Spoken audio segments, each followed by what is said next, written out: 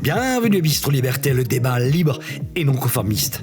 Au programme de cet épisode, l'affaire Epstein et les scandales pédocriminels qui explosent en France. Pour en parler, l'invité spécial d'Éric Morillo est un animateur télévision célèbre, mais aussi un réalisateur, un écrivain, un acteur et même un chanteur. Il commence sa carrière dans les médias comme dessinateur dans Jalon, le journal très tendance de son frère Basile Decocq à l'aube des années 80. L'absurde est sa marque de fabrique, il se fait un nom et les grands médias multiplient les collaborations. Radio Nova, Métal Hurlant, les journaux très woke Globe et Actuel, l'Écho des Savanes, Europe 1 et TF1. Puis c'est le triomphe avec Canal+, aux côtés d'Antoine Decaune dans Nulle part ailleurs. On se l'arrache alors pour sa seconde marque de fabrique, l'impertinence. C'est la consécration, avec le vrai journal sur Canal+, qui servira de matrice pour le petit journal de Yann Barthès. Il se fait l'écho des révélations que lui fait le tueur en série Patrice Allègre. Et c'est un tournant dans sa vie. Cette affaire lui révèle les connexions entre le monde du pouvoir et la déviance sexuelle. C'est là qu'intervient sa troisième marque de fabrique, le courage. Et comme il n'a peur de rien, il devient dangereux. Canal+ décide donc de mettre fin à son émission qui est pourtant un monument dans le paysage audiovisuel français. Il crée en 2015 Carl Zero Absolu, sa chaîne YouTube.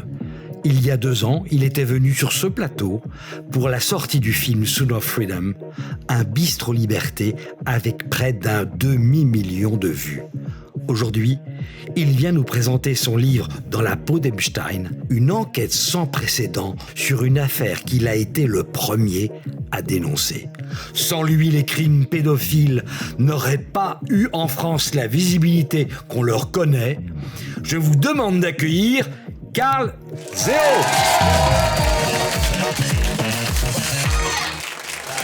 Je suis pas content. Oh là là là là là. J'ai honte. Mais quelle l'impression star, mais quelle non, star. c'est toi la Oh star. là là, qui arrive au dernier moment, qui nous met la pression. Une vraie princesse, hein. Non, une vraie star, c'est... J'ai vu faire ça, c'était Alain Delon, il rentrait et il allait serrer la main de tout le monde. Ah ouais, mais c'est pas mal ça. Ça, c'est une star. Eh ben, c'est l'occasion de remercier le public, toujours aussi fidèle. Et particulièrement nombreux ce soir donc, pour cette émission événement, on peut le dire, hein, puisqu'on a un panel, bon, on a toujours un panel formidable, mais ce soir particulièrement. Ah alors, oui. Avant, Et je n'y suis pas évidemment. pour rire, mon petit bonhomme. Bah, ça, c'est vrai, c'est vrai. Parce que j'ai voulu que ceux qui vraiment se battent au quotidien depuis tant d'années soient à mes côtés. C'est la première fois, je crois, que vous êtes tous réunis sur ce plateau. Oui. Et chacun dans son genre, si tu veux, tu as des profils extrêmement Eh différents. bien, justement, on va les présenter un par un. Alors, je t'aide. Il est grand reporter. Il a récemment sorti une série de 12 épisodes de 52 minutes intitulée « C'est notre petit secret ». Un travail consacré aux mécanismes de silence entourant l'inceste et la pédocriminalité en France. En 2020, il avait également réalisé un documentaire événement Hold Up portant sur la gestion de la crise sanitaire liée au Covid-19. Je vous demande un tonnerre d'applaudissements pour Pierre Barnerias. Alors, il se trouve en plus que Pierre Barnerias, j'ai un lien un peu particulier avec lui parce que c'est le premier à m'avoir donné ma chance dans ce métier puisque j'étais en stage, c'était il y a plus d'une vingtaine d'années sur RTL2. Donc, on se fait mal, là. Eh ben voilà, on se fait mal. Hein. Bon, on n'a pas trop vieilli, on est encore présentable. Hein. 15 ans. Bon, Pierre, on ne vous voit pas trop hein, sur les médias dits mainstream, comme on dit. Ben non. Ben, je suis très content de ne pas y être. C'est de votre part, alors. Pardon ? C'est de votre fait. Non, pas du tout. Non, c'est qu'on ne m'invite pas. Mais depuis 2020, je suis devenu invisible. Mais que je devienne invisible, tant mieux, parce que j'aime pas du tout être devant une caméra. Là, déjà, c'est un exercice difficile pour moi, parce que j'appréhende... Voilà, non, oui, mais un homme de médias derrière la caméra. Moi, je suis bien derrière, mais pas devant. Mais ceci dit, c'est vrai que là, ce qui est quand même étonnant, c'est que depuis 2020, il s'est passé quand même pas mal de choses. 12-52 minutes sur la pédo, qui est complètement invisibilisée, par tous ces grands médias censés donner de l'information. Donc quand on n'informe pas sur le martyre d'enfants, sur cette pédocriminalité qui gangrène tout, ouais, c'est étonnant quand même. Mais c'est comme ça. Moi, je produis, je fais, je réalise. Après, voilà, j'apporte ma petite graine, on va dire, comme ça, ma semence pour essayer de participer à cette vérité, et c'est tout. En tout cas, on est ravis de vous avoir avec nous ce soir. Elle est journaliste indépendante, elle a travaillé pour de grands médias comme Le Figaro, Paris Match ou encore l'émission d'investigation 90 minutes sur Canal+. Elle vient de publier aux éditions Le Cherche Midi Pédocriminalité, l'hypocrisie française, un ouvrage dans lequel elle dresse un bilan critique des actions menées depuis plus de 25 ans pour lutter contre la pédocriminalité. Je vous demande de l'accueillir bien fort, Laurence Beneux.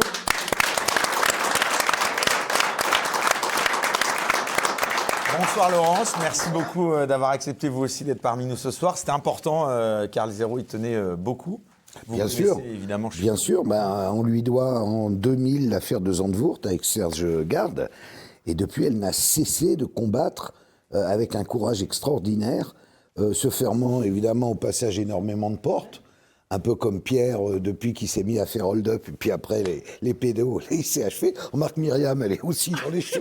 Je l'ai gardé pour la fin, Myriam. Non, mais tout le monde, en plus, elle s'est cassé le bras, donc, et Maxime, il n'en vaut guère mieux. Donc finalement, on est une bande de bras cassés tous, mais c'est en cela qu'on est absolument géniaux, parce qu'on dit la vérité quand personne n'ose la dire. C'est vrai que ce qu'on appelait les complotistes, finalement, c'était Idriss Aberkan qui me disait récemment... Ce sont des résistants, les complotistes. Non, mais je sais bien, mais c'était pour mieux aller dans ton sens. J'ai reçu récemment Idriss Aberkan qui disait que finalement, les complotistes, avec le recul, ils avaient raison sur quasiment toute la ligne. Absolument tout. C'est-à-dire, finalement, il n'y a eu aucun mensonge de la part des complotistes. Mais d'ailleurs, juste pour ça, il y a 25 ans, moi je me rappelle au moment de Zandvoort, on s'est fait traiter de complotiste. Bien sûr. C'était complotiste, conspirationniste, fantasme de journaliste. Oui. Les réseaux pédocriminels n'existaient pas. Avec des gens d'ailleurs qui le disaient, qui mentaient comme des arracheurs de dents, parce qu'il y avait déjà eu des procès, il y avait déjà eu, je veux dire, quand des gens à la direction de la police ou de la justice disaient que ça n'existait pas, ils mentaient, c'est tout, ils ne pouvaient pas l'ignorer, mais c'était déjà ça. Et quand j'ai vu ressortir le terme, je me suis dit, tiens, c'est toujours les mêmes outils qui servent. Enfin, je veux dire, moi, d'ailleurs, ça me fait ni chaud ni froid, mais je me suis dit, tiens, c'est marrant, ça me ramène 20 ans en arrière. Au moment du Covid. Bon, en tout cas, on est ravis de vous avoir parmi nous. Il y a quelqu'un d'autre aussi à votre droite. Il y a plus de 10 ans, il a créé l'association Wanted Pédo, engagée dans la lutte contre la pédocriminalité. Son combat l'a conduit à être confronté à la justice jusqu'à passer par la case prison. Il nous en parlera peut-être. Lui aussi, il sort un livre qui s'intitule Pédocriminalité, la guerre contre nos enfants. Je vous demande de l'applaudir très fort. Maxime Monteau. Merci beaucoup d'être là ce soir, puisque je disais, en plus, vous venez de loin, puisque vous avez un train là juste après l'émission. Oui. Donc voilà, très peu d'émissions. Non, on a roulé notre boss Wanted Pédo, créé en 2014, première association en France à déposer dans ses statuts et à dénoncer l'existence des réseaux pédocriminels. Il n'y avait aucune association en France qui l'a faite avant nous. On a accompagné plus de 60 familles qui ont été victimes de pédocriminalité ou d'inceste, que ce soit dans des écoles, chez les scouts, sur des plateformes Internet. On a dénoncé les dysfonctionnements judiciaires. Déjà, il y a 12 ans, nos bilans étaient clairs. Pourtant, nous étions de simples citoyens qui se sont éveillés grâce au travail de Carl et de ceux qui étaient là précédemment avant nous. Et nos constats étaient clairs, en fait. Les classements sans suite, le manque de moyens qui étaient mis, pas de perquisition systématique lorsqu'il y a des dénonciations de crimes pédocriminels. Et aujourd'hui, qu'est-ce qu'on voit ? Effectivement, les complotistes, pourquoi ce pull ? Les complotistes d'hier sont les lanceurs. Montrez bien votre je suis complotiste, tout simplement. Et en fait, non, ouais, mais bon, on va pas parler de gens inintéressants qui ont d'ailleurs leur réputation les précède aujourd'hui. Leur travail les rattrape, on va dire. Et en tout cas, les complotistes d'hier sont les lanceurs d'alerte d'aujourd'hui. Et on est très fiers d'avoir fait preuve de pugnacité, de ne pas avoir lâché pour justement briser l'omerta, car c'était le premier objectif de l'association quand on l'a créée il y a 12 ans maintenant. Voilà, et ce livre, effectivement, est le fruit de 12 ans de travail de terrain. Et si je peux ajouter quelque chose, il faut savoir que Maxime, il vient vraiment de la société civile. Il est routier et boxeur à ses heures perdues. Donc c'est pas du tout quelqu'un du sérail, comme toi, tu rêves d'en être un jour à la télévision, comme Myriam, ou comme moi, qui suis une vieille On voit un star. peu son switcher parce qu'on m'a dit que devant la caméra, il y avait le bras qui empêchait de filmer bien. Donc voilà, là, je pense qu'on peut bien voir voilà, ce qui est écrit dessus. Bon, en tout cas... Il faut les imprimer et les vendre. Pour l'assaut. C'est le média d'un collègue. Contre 7, donc c'est lui qui les vend.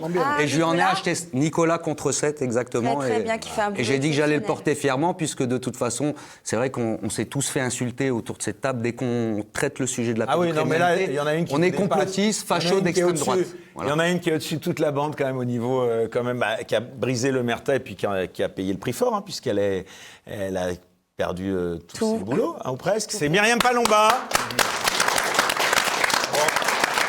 Myriam, elle a même perdu son bras, là, son poignet. Ça n'a rien à Bon, voir. en tout cas, ouais, non, tu l'as payé fort. Hein, dans les Oui, médias. oui, bien sûr. J'avais, entre guillemets, cette opportunité d'en parler dans une émission Grande Écoute. Alors moi, ce que je me suis toujours dit... C'est chez Cyril Hanouna. Chez Cyril Hanouna, TPMP, c'est ce que d'ailleurs je disais à Béatrice Rosen.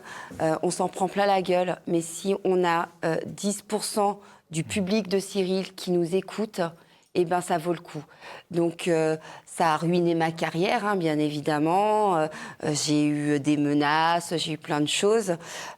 Mais je ne regrette pas d'avoir dénoncé, et notamment pendant la crise, certes, du Covid, mais aussi sur la pédocriminalité, et avoir eu le culot de parler des élites, hein, comme l'affaire Mazenève, la rue du Bac, et bien d'autres que Karl connaît très bien, et vous aussi... Voilà, et je voudrais vraiment saluer le travail des 4 personnes qui nous accompagnent parce qu'elles font un travail exceptionnel depuis des années. Voilà. Bon, ben, ça fait un peu nécro. Hein. En tout cas, on est ravis vraiment. On me dit de ne surtout pas oublier, et c'est vrai, c'est quelqu'un qui est plus qu'indispensable à Bistro Liberté. C'est lui qui va vous grimer tout au long de la soirée. C'est notre dessinateur Ignace, qu'on remercie d'être à chaque fois présent. Donc merci à vous tous d'être toujours plus nombreux à nous écouter. Mettez des pouces levés, partagez cette émission, puisque évidemment, nous ont des scores incroyables, mais bon, c'est uniquement grâce à vous, d'ailleurs, qu'on peut donc produire ces émissions donc tous les 15 jours sur TVL. Bon, vous l'avez compris, c'est une émission spéciale, événement. Ce soir, on est donc ravis de passer cette soirée avec vous. Voilà donc pour le lancement. Vous payez des impôts sur le revenu ? Sur les sociétés ? Vous en avez assez de financer les choix désastreux de nos dirigeants politiques, de contribuer à des guerres qui nous affaiblissent, que votre argent soit détourné pour que des oligarques ukrainiens achètent des Bentley. Il y a une solution. Donnez à TV Liberté. Non seulement vous ferez vivre un média libre et indépendant, mais vous réduirez vos impôts. Si vous donnez 300 € à TV Liberté, vous pourrez déduire 200 € de vos impôts. Votre don ne vous coûtera donc que 100 €. Et vous aurez privé le pouvoir macroniste du double. Une équation séduisante, n'est-ce pas ? Alors, n'hésitez pas, soutenez TVL.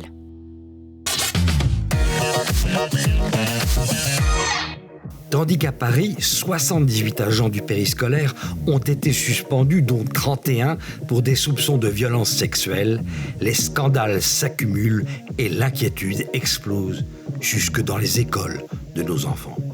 Dans le même temps, l'affaire Jeffrey Epstein a éclaboussé jusque dans les plus hautes sphères de l'État, mettant directement en cause l'ancien ministre de la Culture, Jack Lang. Entre inaction de l'État, culture du silence et sentiment d'impunité, une question frontale et dérangeante s'impose. La France est-elle devenue un pays de pédocriminels ? Voilà.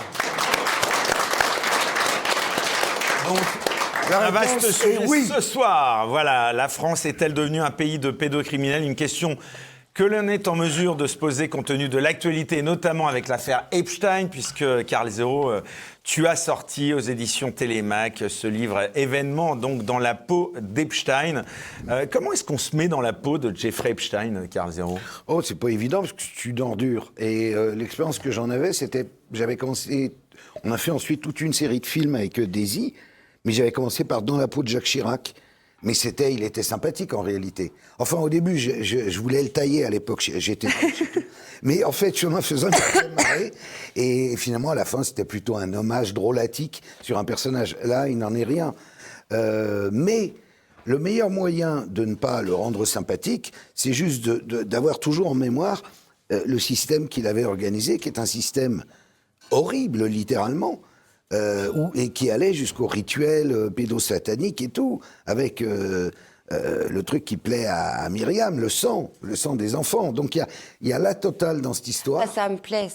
Ben non, mais ça te plaît, c'est parce que En tout cas, c'est bien sûr, c'est quelque chose qu'il faut dénoncer et qui existe. Qui existe, bien sûr. Contrairement à ce que on a voulu nous faire taire, ça existe, malheureusement. Ah bah oui. Donc, tu risques pas en même temps de l'aimer, mais ce qui m'intéressait, c'était de véritablement raconter de l'intérieur qui il était, d'essayer vraiment... Justement, alors, quelle personnalité se cachait derrière Jeffrey Eh bien, quelqu'un d'extrêmement intelligent, quelqu'un qui avait une capacité à se rendre sympathique aux yeux de quiconque, et notamment des puissants, des gens de l'élite. Charmant, d'ailleurs. Charmeur. Oui, charmeur, beau gosse, un foutu de s'habiller. Tu as noté, il est toujours très très mal habillé. Il mettait un sweatshirt, il ne savait pas quoi mettre. Et capable de se retrouver, je sais pas, en 2 temps 3 mouvements à la trilatérale. Un truc où normalement il faut être Bill Clinton pour venir siéger. Et il y a un formulaire à remplir. Et lui il met, alors tout le monde met son CV en 14 pages, tout ce que j'ai fait dans ma vie. Lui il met Jeffrey Epstein, juste un bon garçon. Et il est pris, il est à la trilatérale. Bon, évidemment, on va expliquer plus tard comment toutes les portes s'ouvraient pour ce garçon, puisqu'il y a quand même des évidences assez rapidement, on finit par comprendre, mais il faut reconnaître. Alors après, ouvrait les portes quand même. Ah ben non, mais c'est ce que j'essaie de t'indiquer, mais on dirait que tu ne parles plus très bien le français. Bon, non, mais évidemment, il a été pris en main très rapidement par un mogul, Robert Maxwell, le père de sa future fiancée et amour de sa vie, Ghislaine Maxwell, qui était un monsieur qui était d'origine tchèque, qui était juif de cœur et qui était à la fois un élu du Parlement britannique, un mec qui avait 400 entreprises et un agent du Mossad. Et il avait aussi travaillé pour le KGB. En fait, il avait commencé très très jeune par fournir en armes la jeune nation naissante, Israël, dès 1948. Et donc, quand il est mort, d'ailleurs, son enterrement, il y avait Yitzhak Shamir, il y avait 6 patrons du Mossad successifs qui sont venus, et Shamir a dit, il a plus fait pour Israël que je ne peux en dire. Donc, il avait vraiment beaucoup fait. Et ce gars-là, Robert Maxwell, outre le fait qu'il avait comme fille Ghislaine, avait rencontré ce garçon qui, à l'époque, était dans les ventes d'armes, Jeffrey Epstein. Mais il ne s'occupait pas littéralement des armes, il s'occupait en fait de transférer de l'argent des Caïmans aux Fidji, en passant par le Luxembourg, des rétrocommissions et tout. Il l'a trouvé intelligent, il s'est dit, toi, tu devrais travailler pour les renseignements israéliens. L'autre a dit OK, et il s'est retrouvé au Mossad. Et là, ils avaient donc une recrue de choix, sauf qu'ils ne savaient pas quoi en faire. Et c'est là que Ghislaine a eu l'idée, elle lui m'a dit, on pourrait joindre l'utile à l'agréable. Il y a ce qu'on fait dans notre vie, ils avaient une vie sexuelle haute en couleurs, où ils faisaient venir des petites pour des massages, et finalement ça se terminait en orgie avec elle, lui et tout. Et elle a dit, on n'a qu'à filmer tout ça, et comme ça on fait venir des copains, des amis, des gens, et puis on fournira des trucs au Mossad. Et c'est comme ça que leur business est parti. Faire chanter ou tenir les gens. Voilà, du compromat, faire le chantage sexuel, piège à miel.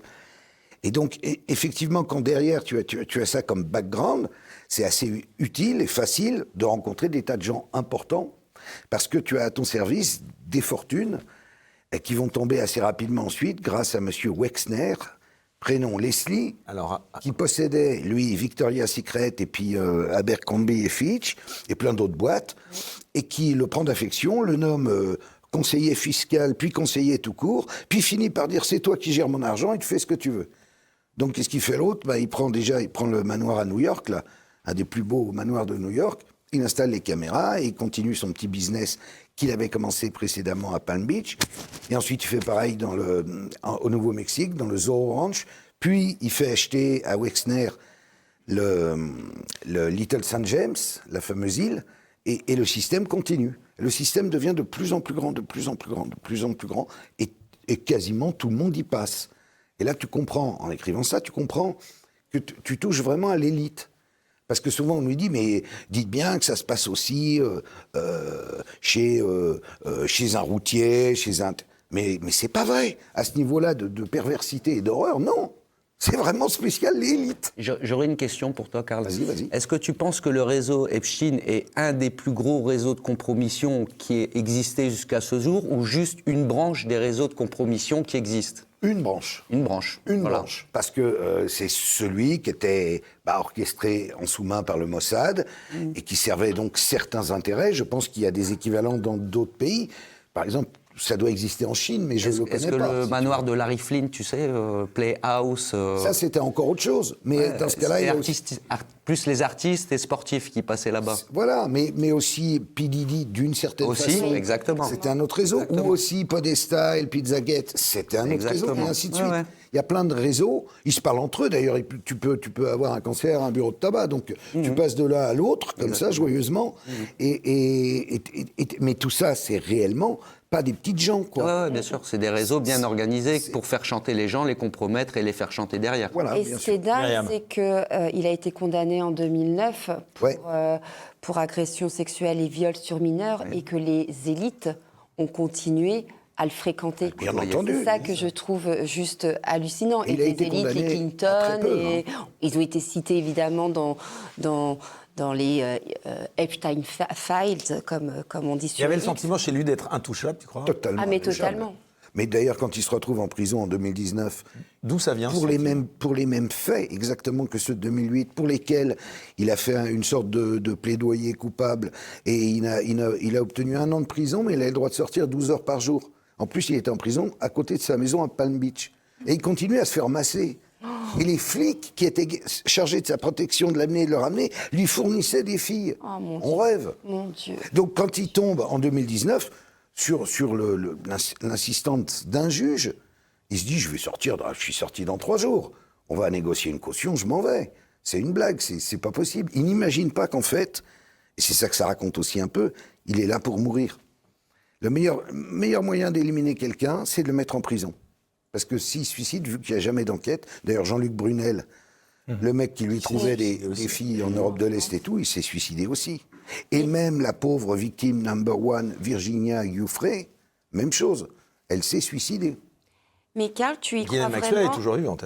Tu y crois vraiment Guylaine, elle est protégée. Karl, tu y crois vraiment J'imagine que tu as énormément enquêté pour ton livre. Tu crois vraiment à son suicide? Parce qu'il y a quand même des Pas choses... une seconde. D'accord. Parce qu'il y a Pas des une choses seconde, troublantes. pas une seconde. Il rentre en prison le 7 juillet, le 23 juillet, dans la nuit, son co-détenu, une espèce de mastoc comme ça incroyable, Nicolas Tartaglione, qui est en prison pour avoir égorgé 4 narco-mexicains. Déjà, Un ancien flic, je crois, non? Un ancien flic. Voilà. Un ancien flic qui a d'ailleurs dit, quand on l'a incarcéré, il a dit, je veux bien tout ce que vous voulez, mais me mettez pas avec un pédo, je les déteste. Et Ils le mettent avec. Epstein. Donc, il menace toute la journée Epstein, et puis dans la nuit du 23 au 24 juillet, il essaye de le tuer. Et à ce moment-là, à 1h27 du matin, le gardien entre et dit, mais qu'est-ce que tu fais, Nicolas? Je l'empêche de se suicider. Et il était en train de lui tordre le cou avec un drap. Et il classe ça en suicide. Et après, ils mettent Epstein dans une cellule entièrement en verre pour surveiller qu'il ne se suicide pas. Mais il n'avait aucune envie de se suicider. D'ailleurs, quand il voit le psychiatre, il explique, mais moi j'ai une vie géniale, 100 fois mieux que la tienne. Je vais bientôt ressortir et je t'emmerde, je suis pas du tout suicidaire. Donc, il n'y a aucune raison de se suicider. Donc, quand ça se reproduit dans la nuit du 9 août, c'est évidemment une exécution. Alors, pas par Tartaglione, mais par un autre. Et tu disais, Ghislaine Maxwell, elle est protégée. C'est-à-dire, en quoi elle est plus protégée? Pourquoi D'abord, elle ne s'est pas suicidée. Bizarre. Normalement, dans cette histoire, tout le monde doit se suicider. Et secondo, elle a reçu une visite qui est intéressante, là, récemment, du gars qui vient d'être nommé à la justice en remplacement de Pam Bondi aux États-Unis, un gars qui s'appelle Todd Blanche, qui est un super pote de Trump. Ils ont négocié pendant 2 heures ensemble. Et puis Todd est ressorti, pas de commentaires, et elle reste dans sa prison, qui est une prison, c'est le Club Med, sa prison, à elle. Ah oui, alors qu'avant elle était en haute J'avais vu sécurité. la photo de la cellule, ça n'avait pas l'air non. Ah non, ça c'est l'ancienne cellule. T'as pas vu la nouvelle Oui, cellule? elle a été transférée. Ah oui, elle est dans un truc hyper sympa, quoi. T'es dans le jardin, tu manges des fruits, enfin, c'est n'importe quoi. Mais donc, elle doit savoir de tels trucs et tenir tellement le Trump, en l'occurrence, par les Et puis, elle est quand même la fille de son père aussi, hein, et des amis de son père. Enfin, Elle a un réseau de dingue. Elle a un réseau dingue. Même après sa mort, tu dirais qu'on protège encore le système Epstein? Ah bah évidemment. Totalement, parce que le système continue. Je veux dire, à partir du moment où il y a de la demande de vieux cochons... Je veux dire qu'il n'y a que la tête qui est... Ben oui. Et encore la tête, c'est un grand mot. Fusible. L'organisateur, oui, le fusible. Enfin, d'ailleurs, je m'en rappelle, d'ailleurs, quand il s'était fait arrêter, j'ai une amie d'enfance américaine, donc qui habite dans le Connecticut, et j'avais échangé avec son mari, mais vraiment quand Epstein, et je lui avais dit, il n'y aura pas de procès, il va mourir. D'une façon ou d'une autre, il va mourir. Mais pour revenir à quelque chose qu'on a abordé tout à l'heure, l'affaire Epstein, c'est un iceberg qui a déjà émergé, mais y compris en Europe. Y compris en France, avec vraiment des procédés qui sont très similaires, avec le même type de clientèle. Simplement, il n'y a pas eu 3 millions de... En France? Oui, en France. Vous pouvez donner des exemples, quand même? Oui. Prenons l'affaire Bourgeois, par exemple. Je sais pas, c'est une affaire que les moins de 30 ou 40 ans ne peuvent pas connaître, moins de 30 ans. Rappelez-nous en grande ligne. Donc, là, c'était... Mais alors, exactement le même genre d'affaires. C'est-à-dire des jeunes filles, dont des mineurs, à qui on fait miroiter, entre autres, enfin qui viennent de milieux plus ou moins défavorisés, qu'on importe beaucoup des pays de l'Est, à qui on fait miroiter notamment, puisque Bourgeois est un photographe, des carrières de mannequins et de cinéma, et qui se retrouvent en fait prostituées. Donc elles croient qu'elles vont travailler et elles se retrouvent prostituées sans du tout avoir le choix de le faire. Souvent d'ailleurs il y a de la soumission chimique, mais comme absolument partout. À l'époque cette affaire avait fait grand bruit. On en avait pas mal parlé. La première affaire Bourgeois. Parce que ça avait valu à Robert De Niro d'être mis en garde à vue. Et ça avait valu à Alain Sard, qui était un énorme producteur, un producteur très important de cinéma, d'avoir été mis en détention provisoire et d'avoir été accusé de viol, enfin d'agression sexuelle et de viol, ce dont il sera blanchi par la suite. Enfin, c'est-à-dire blanchi, c'est-à-dire qu'il y aura un non-lieu. Bon, à l'époque, ça avait fait... Donc, il y avait tout le monde, tout le gratin, notamment du cinéma, était monté... Une nouvelle affaire, la rue du Bac aussi, enfin... Oui, c'est en lien. Mais juste pour que je termine, parce que sinon... il y avait des gens, d'ailleurs, comme Jack Lang, qui avait volé au secours en s'indignant. Déjà. Ah bah oui, Robert, comment... Avec tout ce qu'ils ont fait dans le cinéma et tout ça, mais énormément de personnalités du gratin du cinéma. Déjà du milieu du cinéma. Ouais, je suis en train d'enquêter sur Epstein d'ailleurs. Bien sûr. Mais oui. Bien sûr, du Canal, grande époque. C'est-à-dire ils étaient tous, je les voyais, ils étaient très emmerdés, parce que visiblement, il y avait des petites partouzes. Et l'affaire... Robert De Niro, machin, ils y étaient. Hein. Et l'affaire, déjà, il y avait... Ça fournissait des gamines, enfin, des jeunes femmes et des mineurs à des princes du Moyen-Orient, des princes héritiers du Moyen-Orient. Donc, des stars de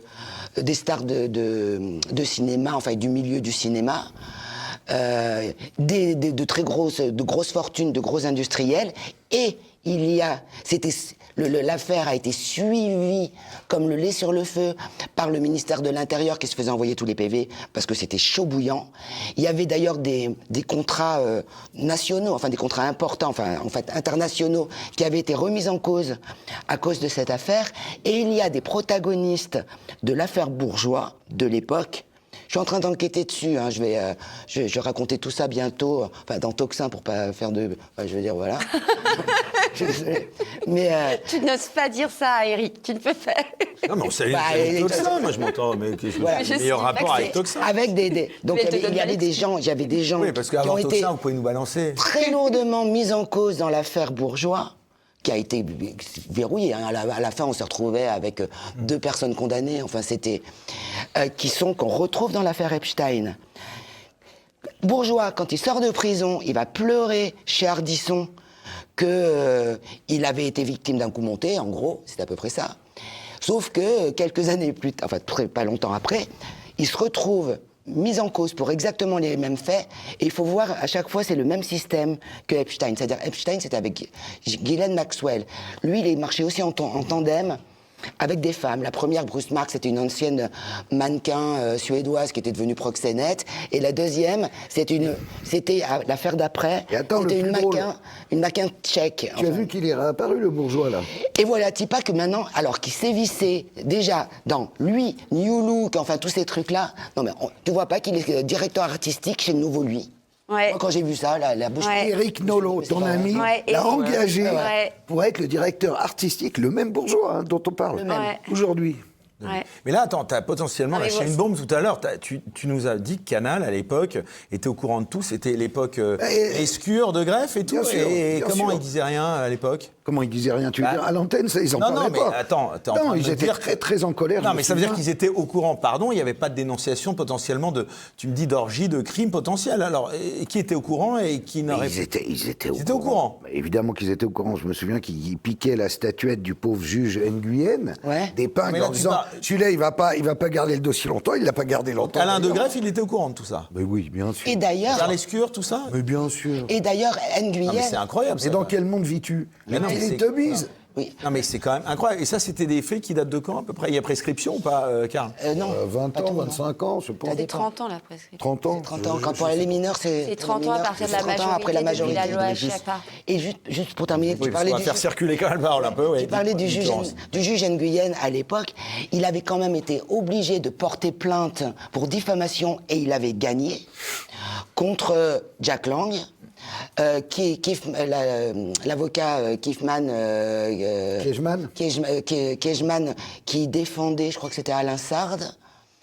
Et, enfin, tu vois. Et toi, tu étais au courant, tu disais rien non plus, Karl. à Il a l'époque. dit énormément. Attends, moi à l'époque je faisais nulle part ailleurs, j'étais habillé en Pintimbert avec Albert Algou. T'es gentil, je faisais pas de journalisme, c'était pas à moi de le faire. J'assistais, j'étais jeune. J'ai été jeune. Et tu étais au courant de tout ça. C'est pas un peu se dédonner quand même de mais dire. mais non, j'entendais parler, il y avait les bruits de couloirs, comme on les dit. trucs. Tu vois, mais t'es pas dans un poste. J'aurais eu le vrai journal à l'époque, j'en aurais parlé. D'ailleurs, regarde sur quoi je suis tombé sur l'affaire Allègre, ben, j'ai explosé. Donc Je voulais tu juste- peux pas me dire à moi, ah, t'aurais pas les couilles d'en parler. Ouais. Je suis à peu près le seul à la télé, Claire. je veux dire en animateur vedette, qui a pris un truc et dit voilà, c'est pas Morandini qui a fait ça, si tu veux. Donc redis-nous ce qui se passait exactement. C'était quoi, des orgies dans des... Ça avait lieu où, ça? Ça, je ne sais pas. Robert De Niro se fait amener des petites par ce monsieur bourgeois. Et visiblement, dans le système, il y a monsieur Sard Alain. Qui avait été mis en cause. Voilà. Et il y a n'a pas été d'autres condamné. personnes un peu du même système, donc on imagine plus liées au cinéma ou à la finance, qui profitent de ces filles. Alors après, sont-elles jeunes, sont-elles mineures, sont-elles... Ça, je sais pas. Mais il y avait des mineurs, c'est documenté. ça. Alors, Laurent, Dans il y quelles avait des films. les années, c'était exactement? Moi, je dirais que c'est 92, 90, 80... Alors, ouais, bah, c'était dans la fin des années 90. Parce que, alors, il y a la première affaire. Une Guyenne, c'est plus tôt, hein. Oui, bah, parce qu'il y a eu l'information judiciaire avant le C'est ça, procès. c'est ça, c'est ça. Tu vois. Non, mais ce que je veux dire, il y a prescription potentiellement. Non, il n'y a pas prescrit. Ça dépend. Ça dépend. Mais c'est surtout qu'il a recommencé après. Et là, sa dernière condamnation, parce que là, il a fallu un temps fou, je comprends pas, c'était en 2013 ou 2016. Enfin, pour le coup, là. Non, mais je veux dire, la chape de Mais tout plomb ça, du non, mais tout système. ça, ce que Laurence veut te dire, c'est qu'en réalité, ces systèmes ont toujours Donc, existé. tu es en train de dire qu'on ne peut sauf- rien faire, hein, finalement, au Non, final. pas du tout, La pas du preuve, tout. c'est que M. Bourgeois travaille avec Éric Nolot à la tête du magazine Lui, hein, alors qu'il a été condamné, que nous avons une Ariane de Rothschild qui est citée je ne sais pas combien de fois, enfin ça se compte par milliers, et dont la proximité avec Jeffrey Epstein a été plus que prouvée et dont il y a eu une C'est perte. Dieudonné, d'ailleurs, qui s'en est ému, parce qu'il a Oui, été... oui aussi. Il a été complètement Mais bon, censuré quelques temps après qu'il a envoyé un mail. sans parler de forcément de Dieudonné, enfin, je veux dire, la correspondance entre Epstein et Ariane de Rothschild est Lunaire. quand même très présente. Lunaire. Elle est lunaire, elle prouve bien qu'ils sont extrêmement proches, qu'ils dirigent quand même de choses, notamment pour la France, hein, Emmanuel Macron, de façon honteuse. Et nous avons eu quoi? Un semblant de perquisition dans le siège de Paris de la banque de Rothschild gérée par Ariane de Rothschild, sans qu'elle-même ne soit mise en cause. Alors on va faire porter le chapeau à Monsieur Adam, le diplomate, Monsieur Edan, je ne sais plus comment il s'appelle exactement, excusez-moi. On va faire porter le chapeau à ce monsieur, mais elle va passer totalement à travers les filets. Maxime. Ouais, je voulais juste apporter une petite info complémentaire qui concerne la France par rapport à ce que disait tout à l'heure Karl sur le système carcéral américain et les privilèges, comme les masseuses qui étaient amenées ou les jardins. Mais il faut savoir que ça existe en France. Émile Louis avait une prison en Corse où il allait sur la plage.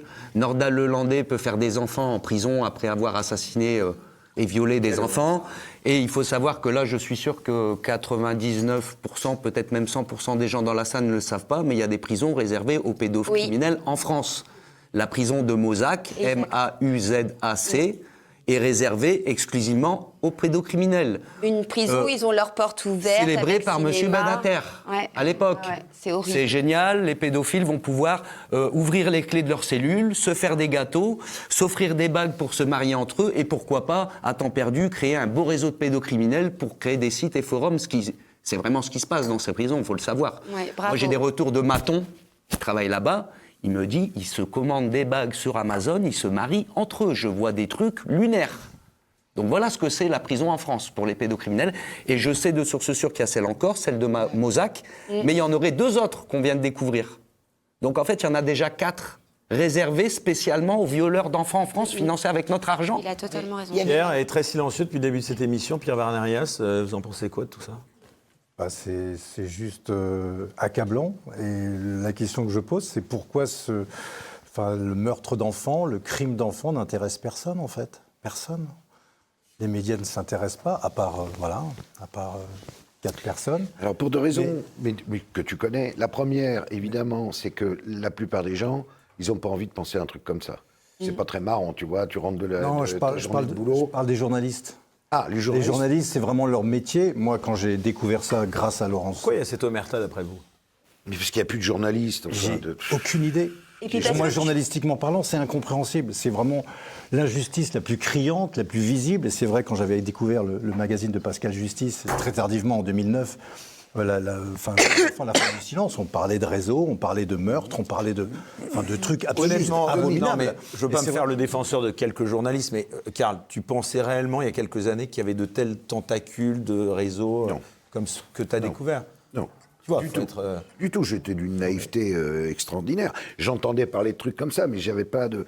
Et quand j'ai commencé à comprendre ce que c'était, c'est là où j'ai eu la question à 1000 francs. Je me suis dit, bon, je le dis ou je le dis pas ? Je me suis dit, bon, j'y vais, je le dis, parce qu'après tout, je suis journaliste, c'est mon boulot. C'est ça. Mais c'est bien ce qu'appelle Pierre de ses voeux. C'est des gens qui aient la responsabilité, qui comprennent leur responsabilité. Les journalistes aujourd'hui n'ont aucune responsabilité. Myriam, c'est vrai qu'elle passait pour une illuminée, je le dis d'autant plus facilement qu'elle est à côté de moi. Non, mais elle a dit la vérité. Alors justement, moi j'ai aussi une réponse à la question de Pierre. C'est-à-dire que les journalistes n'en parlent pas parce que, comme tu le disais, ils ont pas spécialement envie de rentrer et de pencher sur ces dossiers qui sont extrêmement difficiles. Hein. Vous avez beaucoup de courage. C'est des dossiers très durs à gérer psychologiquement parce qu'ils n'ont pas de courage et aussi parce que vous recevez énormément de menaces. Moi, j'en prends pour exemple Élise Lucet. Quand l'histoire, je ne vais pas dire le mot puisque nous sommes sur YouTube, sort le fameux mot prononcé « Moi, qu'est-ce que je fais pour me justifier ?» Je sors le fameux document d'Élise Lucet, La fin du silence, en 2000, un magazine qui n'était même plus dans les...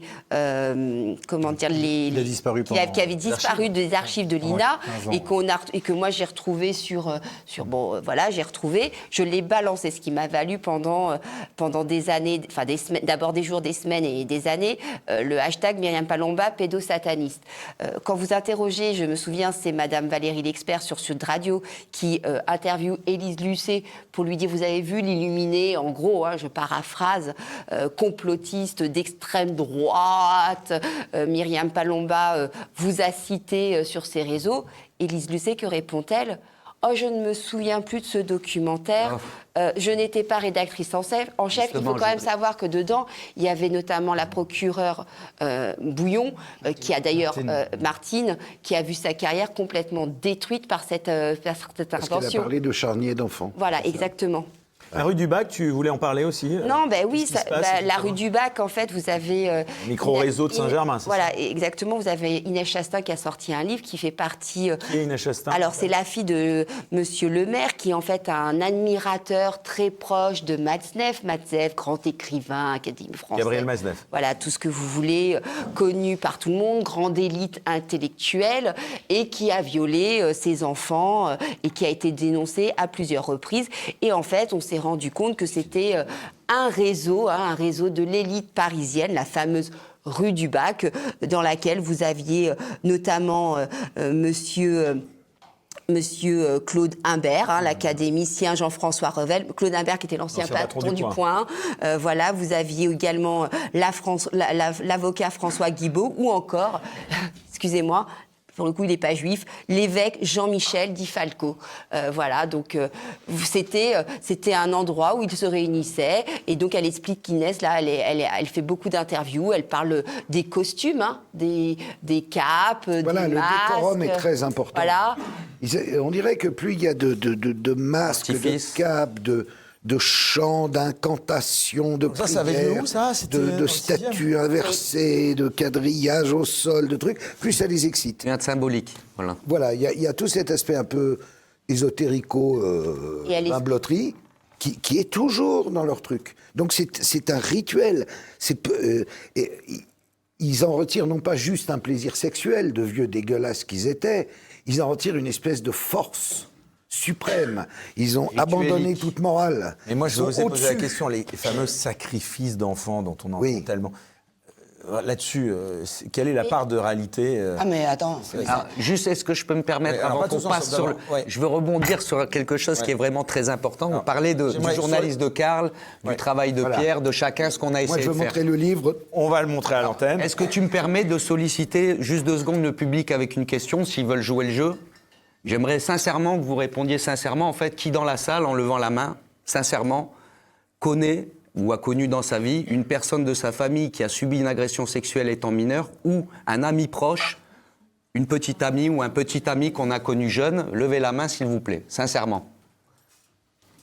Donc on est combien, s'il vous plaît, peut-être, voilà, j'ai fait la même expérience dans une salle à Paris, avec 90% des gens qui ont levé la salle. D'où ma question, en fait, pourquoi on est si peu ? Pourquoi il n'y a pas 100 journalistes comme Karl Zéro? Pourquoi il n'y a pas 100 journalistes comme Laurence? Pourquoi il n'y a pas 50 réalisateurs comme Pierre qui s'occupent? Pourquoi il n'y a pas 1 million de wanted pédos, en fait? Parce qu'en fait, c'est tous les jours autour de chez nous. 1 sur 5, voilà. Un enfant sur 5, ça veut dire aujourd'hui 13 millions et quelques de Français. Et s'il y avait ce travail était multiplié par 100, en fait, la cause, elle serait déjà gagnée. J'aimerais bien juste revenir sur ce terme sacrifice d'enfants. Il y a au sein de la France aujourd'hui des cérémonies où on sacrifie des enfants. Oui. Oui. Oui. Oui. Mais attends. Ça fait, je veux dire, Je peux dire oui. C'est pas d'aujourd'hui, hein. Non seulement c'est pas d'aujourd'hui, mais je l'ai écrit. Je l'ai écrit dans l'Affaire des Affaires. Pas tous ensemble, Pierre. Laurence et Pierre ensuite. Je l'avais écrit dans mon avant-dernier bouquin. Il pas de l'écrire, faut le. C'est-à-dire non, mais je veux dire, sans avoir été, et je vais te dire pourquoi oui. Bon, d'ailleurs, c'était. Mais Laurence, elle n'écrit pas des poèmes. Du temps de Élise Lucet, c'était ce que racontait. Elle les avait appelés Pierre et Marie, qui avaient dû fuir, que j'avais rencontré en Suisse, parce qu'ils avaient dû fuir.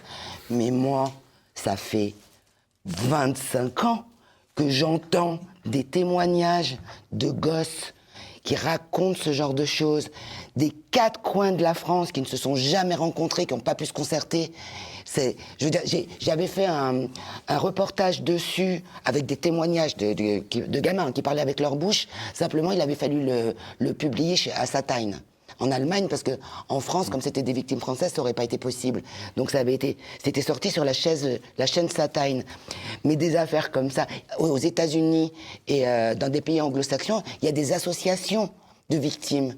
On m'a même, je veux dire, il y a pour certains, pour ceux qui se réclament du satanisme, parce qu'ils se réclament pas tous du satanisme, je veux dire, on m'a même expliqué le catéchisme du satanisme et de pourquoi ils tuent et ils torturent des gamins.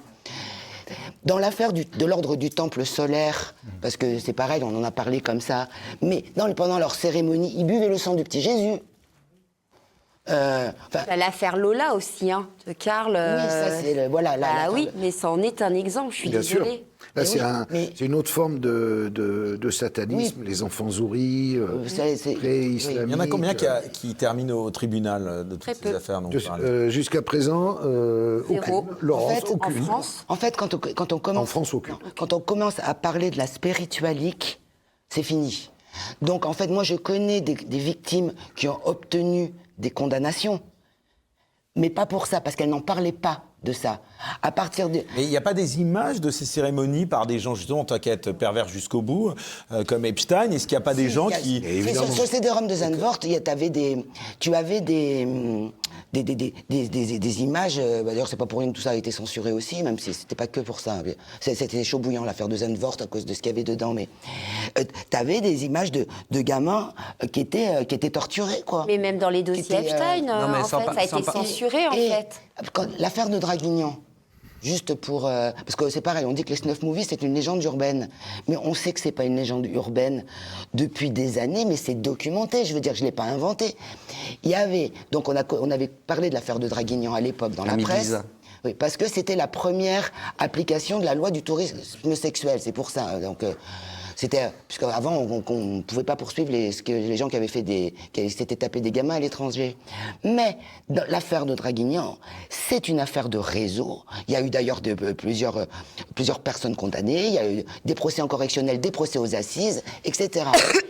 Dans le documentaire qu'on avait fait avec Anne Gainsbourg, Frédéric Lacroix, donc pour Canal+, pour 90 minutes, qui, lui, a disparu encore beaucoup plus longtemps, il était introuvable, ce truc, sur Internet, mais alors, introuvable de chez introuvable, jusqu'en 2023, c'est Zoé Sagan. C'est grâce aussi de Zoé Sagan qu'il a été redevenu disponible sur Internet, puis là, il a été dupliqué, c'était mort, quoi. Mais il y a dans ce doc, à un moment, on a le procureur de l'époque qui explique qu'ils avaient commencé pendant le procès à projeter des films donc, qui avaient été saisis dans l'affaire de Draguignan et qu'il avait dû arrêter, je le cite, parce que voir des enfants torturés à mort pour des raisons purement mercantiles était insoutenable. Et dans ce dossier-là, d'ailleurs, avait été saisi un projet d'achat d'orphelinat en Roumanie. Forcément, les tirs aux orphelins, c'est bien pratique. Et un des types qui expliquait qu'il avait pour projet d'aller tourner des snuff movies au Maroc. Ce que je veux dire, c'est que non seulement il est faux de dire que c'est des légendes. Non, mais Laurence, en 2026, à l'heure des réseaux Internet, comment vous expliquez qu'il n'y a pas des images qui fuitent parce que vous avez le Mossad derrière, parce que tu as le Mossad derrière, tu as l'État profond derrière. Des services de renseignement divers et variés. Alors que ces données. Alors, Par contre, Eric, pour répondre à ta question, je vais te dire, dans l'affaire Epstein... J'aimerais qu'on revienne à l'affaire Epstein. Non, mais c'est simple. Tu sais qu'il n'y a que 2% des documents qui ont été libérés. Il y a d'autres noms qui vont sortir d'après toi, oui, c'est ça. 2%. Donc il reste 98%. Dans ces 98%, qu'est-ce qui pèse lourd, je veux dire en gigas? Qu'est-ce qui pèse lourd? les images. Les images. Tu as des représentants du Congrès, aussi bien démocrates que républicains, qui ont vu ces images et qui sont exprimés publiquement, qu'on dise ce que j'ai vu, j'y penserai toute ma vie. Voilà. Je ne pouvais pas imaginer que ça existe. Ça, c'est réponse par rapport à Epstein. Réponse par rapport à la France aujourd'hui. Il me semble te l'avoir déjà raconté une fois, je ne sais pas si c'était dans une émission ou comme ça en discutant, mais comme tu le sais, on a lancé une organisation qui s'appelle justicepourlenfance.org, pour aider les enfants. C'est un collectif d'avocats qui peut intervenir dans les villes de France pour ceux qui n'ont pas l'aide juridictionnelle, pas d'argent pour se défendre. Et on a vu arriver des dossiers de type sectaire. Quand on dit de type sectaire, c'est le mot qu'emploie la police ou la justice pour parler de cérémonies pédocriminelles. Mais là, ça se passe maintenant. Donc on a transmis. Comment on transmet? Tu prends l'enfant ou les enfants et tu vas voir la police ou la gendarmerie. Et là, je peux dire que tu es écouté. Les mecs ne plaisantent pas avec ça. Et ensuite, ça peut durer une journée, 2 journées, etc. Et ensuite, ils te au parquet. Et c'est là où, en général, les affaires... Il y a comme un blocage. Pourquoi, mon cher Eric? C'est une question. À ton avis, pourquoi c'est toujours bloqué au parquet? Politique qui intervient? Réseau. Quel type de réseau? Oui, parce que les réseaux... Il y a 1000 réseaux. N'importe quel lobby, Toi, t'as mis en cause, t'as mis en cause des lobbies, Mais tous, à partir du moment où... imagine, toi, tu travailles... Maçonnique un peu. Bien sûr, mais tu travailles... Il y a quelque chose au-dessus qui bloque. Tu vois, tu peux être, par exemple, au parquet... Tu vas bon dans le sens de Maxime. Mais aller jouer, évidemment, et aller jouer au golf avec un mec, et en même temps faire une cérémonie tous les jeudis soirs avec un autre, et quand un réseau comme ça arrive et qu'on voit que dedans... Manque de bol, il y a, pas Maxime, mais Jean-Pierre. Arrête de me mettre dans les tambouilles comme ça. On va couvrir le Jean-Pierre, d'accord? Parce que Jean-Pierre fait partie, potentiellement... Voilà. Fourniret faisait partie du Grand Orient de France, de la loge des frères unis et inséparables. Je veux dire, niveau on se tient par la barbichette, le nom de la loge, elle est excellente. Et il parlait de son les grand frères maître, unis et et inséparables. souviens-toi que pour l'envers des affaires, on l'avait retrouvé, ce grand maître. Voilà. Et il disait, mais oui, tout à fait. Et d'ailleurs, on l'aidait financièrement à cantiner en prison. Énorme. Quand on voit qu'on avait quand même Dupond-Moretti comme ministre de la Justice... Le boucher d'Outreau. Voilà. C'est l'affaire Outreau, donc. Celui qui a défendu... Et Outreau qui a pris, évidemment parce qu'il était pédophile, mais aussi qui a pris alors que le réseau était bien plus étendu que... Celui qui a parlé d'inceste. 55 clients. Voilà. Pas juste la famille Badawi. Voilà. 55 clients qui venaient en voiture même de Paris. J'aimerais qu'on revienne un instant quand même à l'affaire Epstein, parce qu'il y a quelques jours, il y a eu un événement marquant quand même. Melania Trump a pris la parole à la Maison-Blanche sur cette affaire. Une intervention, on le disait, étonnante, alors que toute la presse américaine, évidemment, est tournée vers la situation au Moyen-Orient. Elle affirme n'avoir jamais rien su des crimes du milliardaire. Est-ce que vous comprenez oui. Tu comprends cette prise de parole? Très très bien. Elle a très très peur. L'objectif de cette stratégie. Elle a très très peur parce qu'il y a un truc qui va sortir. Alors le truc... Sur qui? Sur elle. Sur elle, parce qu'elle était dans le système totalement. Elle était cul et chemise, si j'ose dire, enfin surtout cul avec Epstein, et qu'il l'a présenté à Trump après l'avoir sauté. Elle n'était pas farouche, Melania. Elle avait le même profil que beaucoup de filles qui étaient recherchées en Ukraine, elle est slovène. Mais enfin bon, des Balkans, des pays de l'Est. Brunel et les Daniel Siad et compagnie ramenaient des palanquets de filles. Et puis celle qui C'est étonnant qu'elle dise d'ailleurs. Celle qui était les mieux. Je ne savais pas, alors qu'on lui demande rien d'ailleurs, la recto. Spontanément. Non, mais c'est une crise d'angoisse. Elle a voulu absolument se précipiter dans un décorum de présidente de la République. Alors qu'elle est quoi, première dame de Flotus? Ça n'a aucun sens. Bon, juste pour dire ça, qu'est-ce qu'on en a à foutre? En fait, elle est emmerdée parce qu'il y a une autre femme qui s'appelle Ungaro, qui est une mannequin brésilienne et qui a commencé à la pourrir sur X en disant « Mélania, je vais tout balancer, tu n'es qu'une salope, je sais tout. Quand je subissais les sévices, tu assistais et tu n'as rien dit. Et aujourd'hui que tu pourrais... » Et tout ça, pourquoi elle est en colère, Madame Ungaro? Il y a Laurence qui tique un peu. Hein. Non, pourquoi elle est en colère, Madame Ungaro? Parce que ICE l'a foutue dehors du jour au lendemain et lui a retiré son fils, qu'elle a confié à son mari, qui est une espèce de Monsieur Zampoli, qui est une espèce de capot de la mafia extraordinaire, très proche de Trump. Et alors, retirer un enfant à une femme, c'est le truc le pire qu'on puisse lui faire. Donc, Madame Ungaro n'est pas contente et elle va tout balancer sur Melania. Donc, Melania sort du bois pour dire « Je ne connais pas Epstein ». Parce que c'est le dernier rempart avant Donald Trump, Melania. Bon, Trump, il est carbonisé dans l'histoire déjà. Il est carbo, lui, déjà. Ça y est, tout le monde a compris. Hein. Tu vas pas essayer de nous faire « Oh, le pauvre Trump, il s'est pas rendu compte ». Moi, je ne l'ai pas interprété comme ça, mais de toute façon, ça peut être que des spéculations, donc il faut être très prudent, on n'en sait rien. Ah, si, on peut imaginer qu'il va se passer un truc pour qu'il va se passer un... Moi, ce que j'ai un peu interprété, parce que je n'imagine pas... Bon, d'abord, je rappelle quand même que les filles qui étaient dans les réseaux d'Epstein, c'était des victimes. Hein. On va commencer par là, mais je n'imagine pas 30 secondes, contrairement à ce que j'ai pu entendre, qu'elle se soit exprimée comme ça, avec son mari qui ne savait pas trop ce qu'elle allait raconter, et qu'elle ait pu prendre parole publiquement sans que son discours n'ait pas été passé au crible par la Maison-Blanche. Chaque mot. Ouais. Je note aussi qu'elle demande à ce que toutes les victimes de Epstein qui demandent à être entendues le soient devant le Congrès américain, en prêtant serment. Je ne sais pas si vous voyez. Donc moi, j'ai interprété ça peut-être, mais je peux me tromper, comme une menace de Trump via sa femme, en mode, Maintenant, si vous continuez à m'emmerder, vous allez avoir ce que vous demandez. Vous voulez plus de lumière, vous allez l'avoir. Et on va voir ce que les filles, elles vont dire. Parce que toutes ces filles-là, on ne peut pas toutes les suicider quand même. Hein. Qu'est-ce qu'elles savent? Elles savent aussi les gens qu'elles ont vus, Laurence. dont elles ont été victimes, etc. Laurence, tu vas très loin. Tu donnes, Pas plus que toi, mon gars.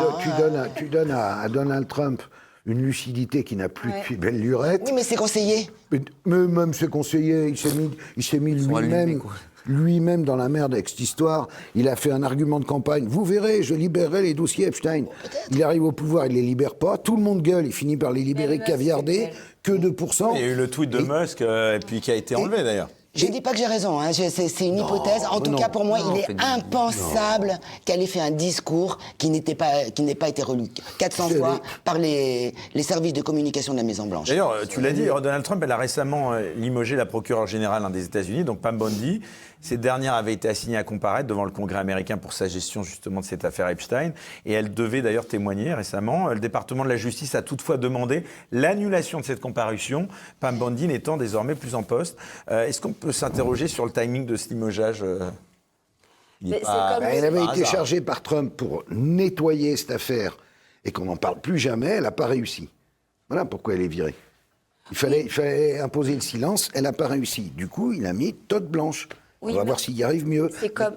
Pardon. Vas-y. Non, excuse-moi. Est-ce qu'on connaîtra jamais toute la vérité sur cette affaire? On C'est fait la question tout pour. finale. On va faire en sorte qu'elle sorte. Bah oui. C'est un peu comme le... Tous, et je pense qu'en Amérique aussi, parce qu'il y a beaucoup d'Américains hackers qui bossent dessus. Et je pense que si la justice fait rien, ces documents, ils sortiront tôt ou tard. Et les ramifications, alors maintenant c'est ça dont j'aimerais qu'on parle aussi, les ramifications de cette affaire Epstein en France. On en est où au niveau des révélations? Vous pensez qu'il y a encore tapis comme ça, plein d'autres On n'a rien découvert encore. C'est Jack Lang dont on parle tous. Oui, Il n'y a rien qui est sorti. Et toi, t'as pas des infos par tes sources? T'as pas d'autres infos justement avant même? Non, parce que tu touches à un grand secret. Il vivait 6 mois à Paris. C'est beaucoup 6 mois par an. Avenue Foch. D'ailleurs, tu en parles de manière romanesque, puisque c'est évidemment... D'ailleurs, il avait un appartement en France, pas à Berlin, pas à Londres. Non. En France, à Paris. Avenue Foch, qui prouve bien que la France est quand même une plaque tournante de la criminalité mondiale. Et puis Ghislaine Maxwell, elle est semi-française, par sa mère. Et puis, c'est le pays du libertinage, où il sait très bien, Jeffrey, que c'est le pays où on ferme les yeux sur ce genre d'affaires. Preuve, on a un président, je vais mettre les pieds dans le plat, veuillez m'excuser, mais on a un président qui a été débauché par sa professeure de 39 ans à l'âge de 14 ans. Là aussi, il faut s'interroger sur les réseaux. Tout le monde, ça a brûlé les lèvres de tout le monde, donc voilà. Bah non, ça, Karl, il avait été sur ce terrain aussi. Des soirées d'Epstein, c'est une vérité. Avenue Foch, évidemment qu'il y en a eu plein, filmés, plein. On le sait, sauf que les gens qui étaient dedans, ils ne vont pas aller se vanter maintenant, ils ont leur intérêt, et évidemment que ça ne sorte jamais. En tout cas, ce qui est dingue, on a évidemment parlé de l'ancien ministre de la Culture, Jack Lang, qui a été... un très proche de Macron, si je peux me permettre. Qui a notamment échangé des mails avec le pédocriminel. Et en février dernier, ce qu'on oublie un peu de dire et de rappeler, c'est que la présidente de l'Assemblée nationale, Yael Braun-Pivet, alors écoutez bien... A refusé, elle s'est dit opposée à la création d'une commission d'enquête parlementaire sur cette affaire. Ça, c'est quand même incroyable, non? Ça en dit long. Ça veut tout dire. Comment tu expliques ce refus de cette commission d'enquête? Elle serait légitime pour toi? Elle serait... Il y en a bien une sur Outreau qui a été une sombre escroquerie et un retournement de situation pour arriver à ce que les enfants ne puissent plus jamais être crus dans un tribunal. Et se faire traiter de menteur. Et là, il n'y a aucun politique, aucun groupe politique qui s'en parle. LFI a demandé une commission d'enquête. Bon, alors ça... LFI... voilà, donne. Mais il faut, je laisse, alors donne. Oui, voilà. Monsieur Léaumont de LFI et même Mélenchon a demandé à ce qu'il y ait une enquête parlementaire. Et le peuple c'est le message qu'on envoie aux victimes quand on refuse comme ça d'enquêter. C'est terrible. D'avoir des commissions d'enquête, comment? Les victimes commencent à être habituées, ont bien compris que tout ça c'était traité dans les coulisses. Mais en même temps, la pression monte petit à petit. Et ils savent. Moi, j'ai appris que la procureure générale avait quand même ouvert 2 enquêtes.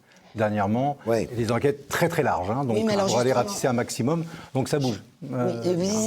Je voudrais faire une remarque là-dessus. Alors déjà, il faut On savoir. qu'on laisse parler un peu Pierre aussi. Non, parce non, qu'il a non, pas du beaucoup tout. parlé. Non, mais C'est je juste connais, une information mais que j'ai vu qu'il j'ai avait apprise, fini. donc voilà, C'est qui demande à juste, être confirmée, mais voilà. Alors, il faut quand même savoir Donc ça bouge, quoi. que enquête cadre est quelque chose qui n'existe pas dans le code de procédure pénale.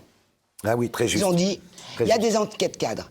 Et moi, ça m'embête beaucoup, ce terme, parce que c'est un procédé rhétorique. Alors dites-nous ce que ça recouvre. Mais ça recouvre, c'est une très bonne question, puisque ça n'existe pas dans le code de procédure Non, ça veut pénale. dire que Ça veut dire que quoi tout va qu'ils être- découvrent, ils ne le communiqueront qu'on pas pas aux autres. C'est-à-dire que comment ils ont fait pour à l'époque, parce que j'ai appris du coup, à l'époque déjà ils avaient fait la même chose avec Zandvoort. Zandvoort était entièrement centralisé à Paris. Alors qu'il y avait des enfants français qui avaient des procédures, et donc Paris refusait obstinément de donner la moindre information aux policiers ou aux magistrats qui enquêtaient, qui officiaient en province. Ça avait d'ailleurs donné des scènes lunaires avec des magistrats qui me disaient « Non mais vous avez vu les documents ?» Mais moi je les ai pas vus les documents. Des avocats qui me disaient « Il y a des juges et des policiers, ils nous appellent pour savoir si on vous a parlé parce qu'ils se demandent si par hasard vous nous auriez donné les documents. » J'ai donné personnellement des documents à la gendarmerie. Laurence, enquête pour qu'ils cadre. puissent les savoir. T'es Ça d'ac- n'existe pas. Non, mais si, ça existe, ça veut dire que tout ce qu'ils vont enquêter ne sortira Oui, mais- jamais. Pourquoi? Parce que c'est Oui, mais terrain c'est réservé. interdit. Non, mais Il ne faut c'est- pas que ça se sache. Oui, mais c'est- Puisqu'en enquêtant c'est sur irrégulier. Epstein à Paris, ils vont tomber sur des noms français qui allaient aux soirées, etc. Ils ont peut-être C'est- même déjà. Mais comme c'est une enquête cadre, ben elle reste dans son cadre. Non, mais c'est Elle est encadrée. irrégulier, je veux dire, ça n'existe pas dans le code de procédure pénale. Oui, C'est-à-dire, ça, ils s'en il y a foutent. soit une enquête préliminaire, soit une enquête en flagrance. En l'occurrence, ça pourrait être une enquête en flagrance. Je veux dire, c'est un peu comme la procédure de Encore- main courante, ça sert à rien. Ouais. Voilà. Sauf que c'est curieux, puisqu'il y a déjà eu une information judiciaire. Finalement, si vous voulez l'étendre, c'est-à-dire chercher enfin les complices de Brunel, on aurait pu imaginer qu'on allait réouvrir La pauvre Karen Mulder, ayons une pensée pour elle quand même. Oui, c'est vrai. Ah ben justement, en revenant sur cette affaire, parce que tout à l'heure, pour On répondre à rappelle une question... peut-être, parce qu'à chaque Vas-y, fois je vais tu balances laisser- les noms. je vais laisser Laurence. Laurence, vous terminez, ensuite... Oui. bien. C'était juste pour répondre à une enquête, parce que moi je le sais en fait où c'était l'affaire Bourgeois, hein, où est-ce qu'ils recevaient les gens, notamment, enfin partout, y compris à Paris, à Nice, à Monaco.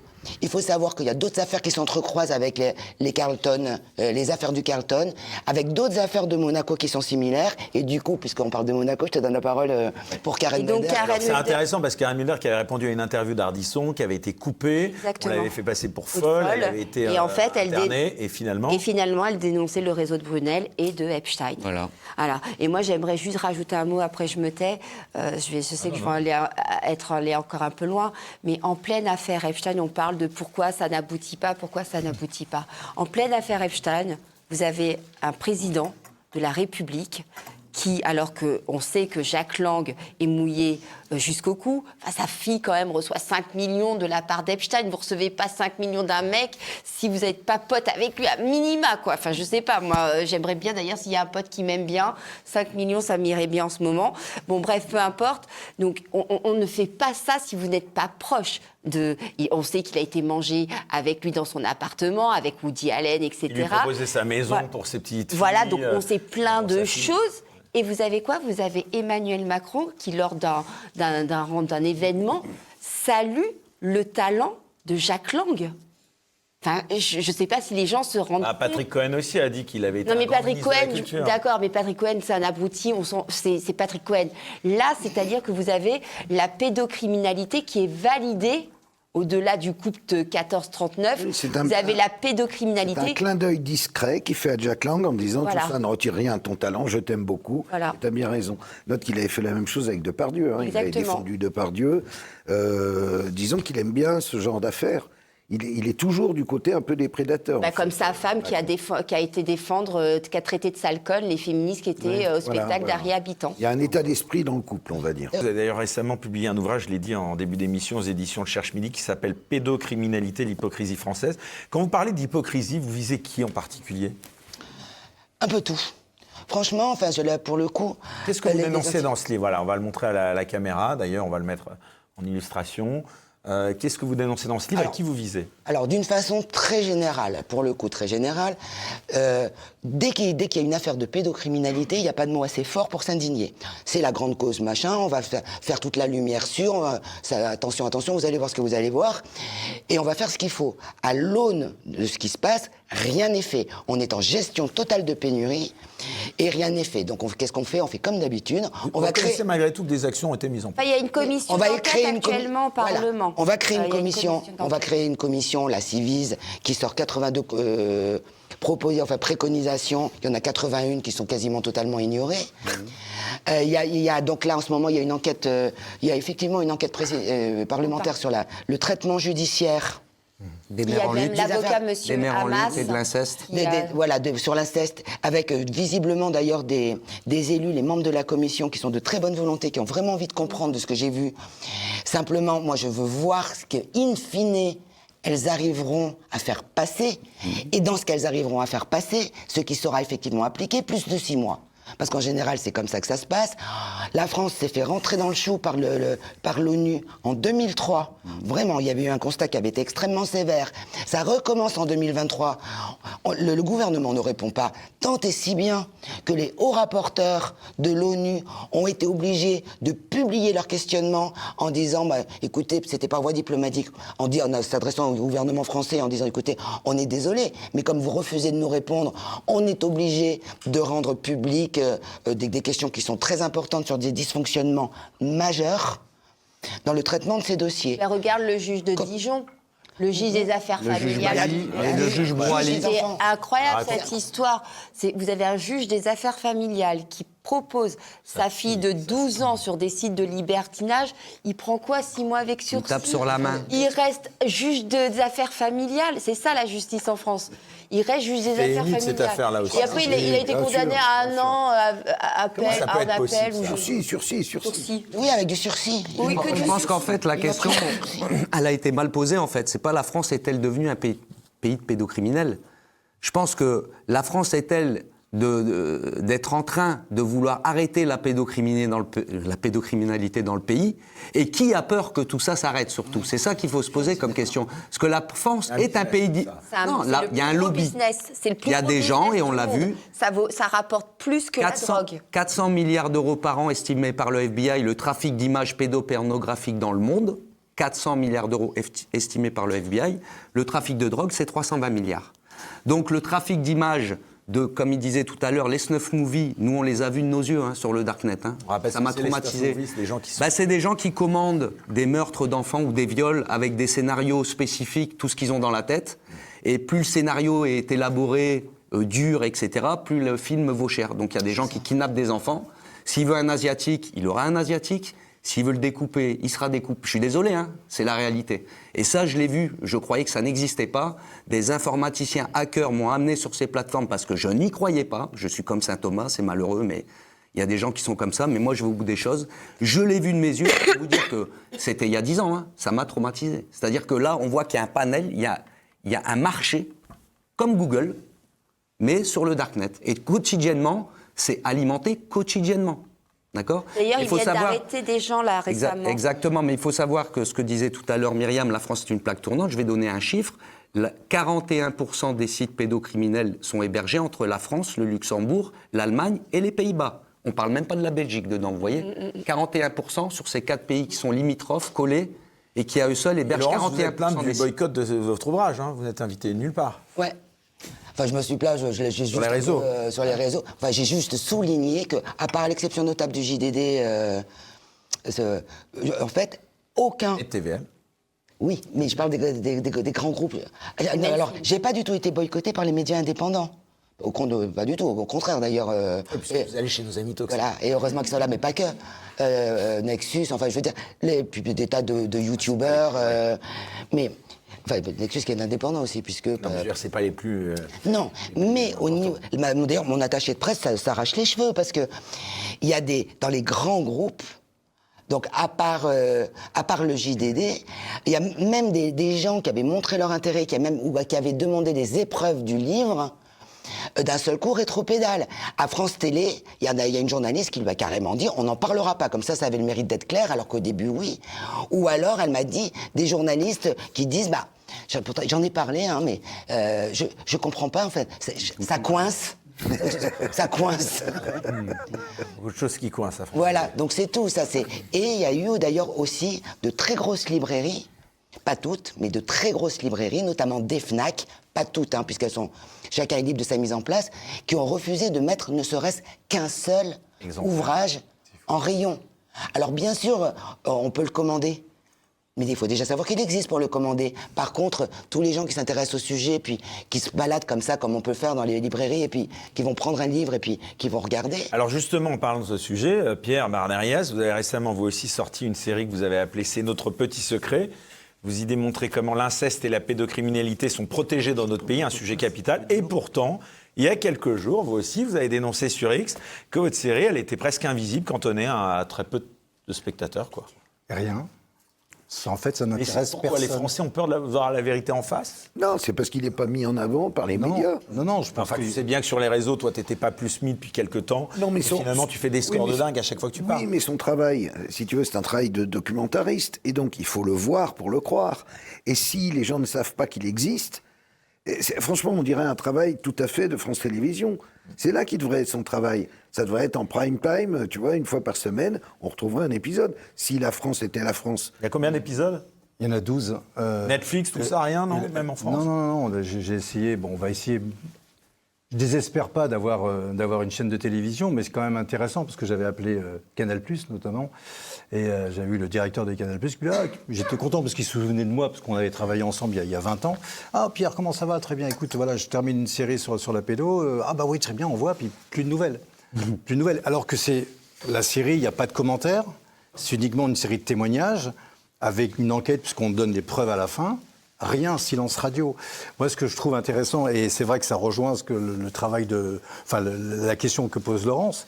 En 2011, on s'était rencontrés, on avait écrit un projet pour Canal+, pour M6. J'étais allé le présenter à Bernard de la Villardière, que je connaissais très bien. On avait écrit un dossier qui s'appelait « La France, l'Eldorado des pédophiles », donc ce qui explique un petit peu pourquoi aujourd'hui la France est un pays choisi, parce qu'effectivement, en termes judiciaires, ils sont bien protégés, 1% de condamnation, donc voilà, ils sont tranquilles. Et il m'avait dit, il n'y a pas eu de suite, j'ai pas eu d'explication. Donc quand vous avez un sujet comme ça qui est, je pense, tout journaliste, normalement, devrait dire, bon, ok, on y va. Moi, effectivement, dans ma série, le but, c'est que je voulais vraiment intercepter une séance sacrificielle. Je posais la question tout à l'heure, mais on n'a pas des images comme ça de sacrifices d'enfants, parce qu'on avait listé 2-3 châteaux où on savait qu'il y avait des séances un petit peu, avec des rituels, et j'avais même pris contact, j'avais vu des personnes pour intervenir, mais il faut savoir que tout est noyauté, c'est-à-dire qu'au niveau police, gendarmerie, c'est très dangereux. Et c'est très sécurisé, les abords des Voilà, les abords domaines sont sécurisés, donc voilà. C'est vrai que, voilà, ça a été une grosse frustration. J'ai pas pu filmer Enfin, j'ai laissé tomber finalement, parce que, puis, 12-52, c'est lourd aussi à faire, surtout quand vous avez très peu de moyens. Mais c'est vrai que c'est questionnant. Moi, la question, c'est pourquoi, par exemple, la plus grande agence de presse, qui est l'AFP, je sais pas, elle s'intéresse un petit peu aux enfants qu'on sacrifie. Les sacrifices d'enfants, il y en a toujours eu depuis des millénaires. Enfin, les Aztèques sacrifiaient du soir au matin. Sauf que là, on se disait que depuis 2000 ans, il y avait peut-être un petit changement. Mais sacrifier des enfants en l'an 2026 ou 27 ou 26, et qu'il n'y a rien, qu'il n'y a pas une seule ligne dans les grands médias. Une seule ligne dans les... pas. Moi, je vais relancer, ça ne va pas plaire à Maxime, mais il y a non seulement de ne pas s'y intéresser, mais il y a s'y intéresser pour démonter votre boulot, parce que vous avez fondé l'association Wanted Pédo. Votre asso, elle s'est retrouvée dans le viseur de Conspiracy Watch, j'y reviens. Comment est-ce que vous avez réagi aux tentatives d'écriture? Alors, il faut savoir que Tristan, pour protéger les enfants. On était mort de rire, je vous dis sincèrement. Quand on voit les écrits de Tristan Mendes-France et Tristan Mendes-France, et Rudi Redstadt, c'est médiocre. C'est médiocre. C'est toujours les mêmes process, complotistes, etc. Donc nous, on les a subis il y a 10 ans. Il faut savoir que on avait publié un reportage sur la franc-maçonnerie, qui est de France Télévisions. Ils ont contacté l'OASO pour dire « c'est des antisémites, il faut le fermer leur page, etc. » Pas de chance pour eux. On a de très bons rapports avec l'OASO. Ils connaissent très bien nos structures, l'association, notre travail. Et donc, ils nous soutiennent. Ils ont dit « mais monsieur Monteau... » Et l'OASO, c'est pour soutenir financièrement une association de votre choix. Voilà. Donc ils ont voulu faire fermer cette seule aide, puisqu'on n'est pas subventionné par l'État, hein, cette seule aide citoyenne qu'on avait. Et donc, il y a juste ça qui ne nous a pas fait rigoler. Donc on a publié un article sur ces personnes en 2014 sur notre site qui est toujours accessible au grand public. Mais aujourd'hui, ce qu'on a vu, c'est depuis toutes ces années, s'attaquer à plein d'autres lanceurs d'alerte. Je crois que même, t'as pas eu un article dessus, Pierre ? Carl, je suis dans le générique. Carl, dedans, voilà. En fait, ils se sont attaqués à plein de lanceurs d'alerte.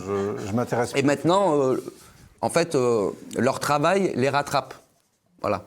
Donc ils en prennent plein la tronche en ce moment sur les réseaux. C'est ce que je vois depuis un an. Dès que je les vois, en fait, c'est qu'ils sont en train de se faire tailler par tout le monde. En fait, les gens ont compris leur travail, pourquoi ils sont là.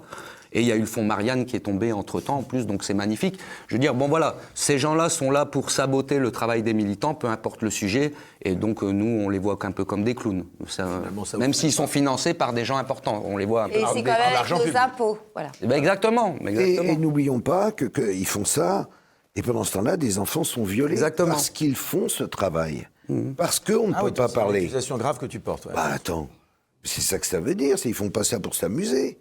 Sinon, ils feraient des... Pour nous faire perdre du temps, nous décourager. Ils s'empêchent délibérément... Qu'on en parle, et donc pendant ce temps-là, la culture du viol et de gosses, et y compris des trucs pédosataniques, continue, puisqu'ils disent « ça n'existe pas ». Mais ce sont les défenseurs d'un système ignoble qu'on essaie de mettre à bas. C'est évidemment ça.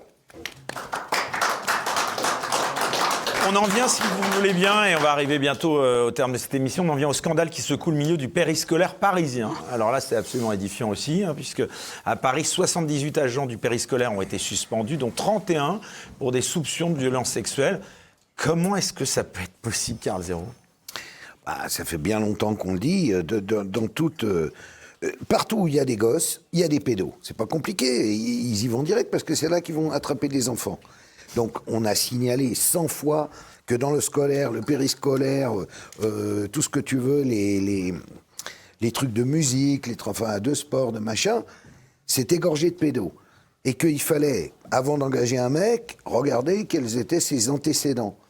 Tu crois qu'ils l'ont fait ? Ça fait combien d'années qu'on le demande ? Et c'est toujours pas, la mesure n'a toujours pas été prise officiellement. Ça faisait partie d'ailleurs, mais après nous, mais des trucs de la Civis. Ils disaient, mais avant d'engager un Gugus, il faut regarder d'où il vient.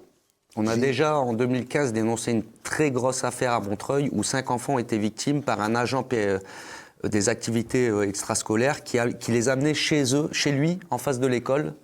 Quand ils allaient à la piscine, il passait avec l'animateur, il disait qui veut pas aller à la piscine, venir prendre un goûter à la maison. Donc tous les enfants qui aimaient pas le sport, moi. Il les a amenés, il les violait. Et puis 5 enfants ont déposé plainte. On a, la famille a dépensé en 8 ans 30 000 € pour rien. Ils doivent aller à la Cour européenne des droits de l'homme maintenant. Ça finit que sur des non-lieux. Alors que l'enquête, attention, elle est carrée. Hein. Mais, Emmanuel Grégard, il a affirmé, il faut être quand même honnête, vouloir, je cite, garantir la transparence totale. Non mais il se fout de notre gueule, excusez-moi, il se fout de notre gueule.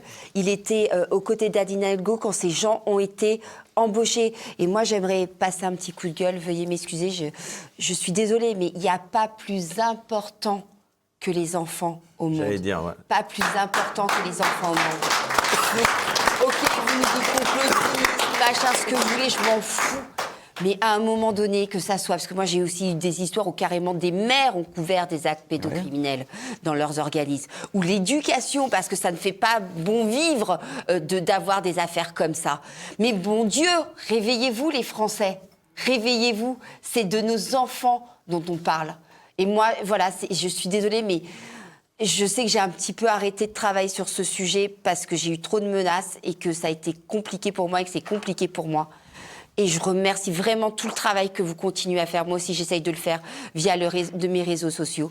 Mais il n'y a pas plus important que nos enfants.